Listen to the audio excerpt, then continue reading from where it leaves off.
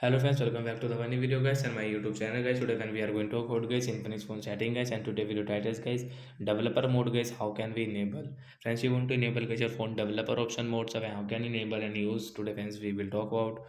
So first of all guys, open your phone setting guys, click on my phone setting and guys scroll it. Friends, you can see guys phone builder number setting guys, you will have to tap here guys 5 and guys 6 time guys, 1 2 3 4 5 6 7 time guys, one time more. Now guys we are developer, so how can we check guys we are developer? So once you will have to on guys your phone setting guys, and once you can see phone system setting guys, tap here. Once you can see developer option is available here guys, we can check here. As you can see developer option is on means enable. So once we can use from here guys automatic system update setting guys, USB guys, you can on and off from here this setting.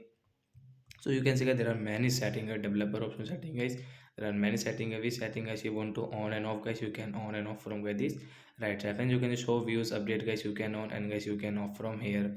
So like that guys, you can use guys your phone all developer setting guys.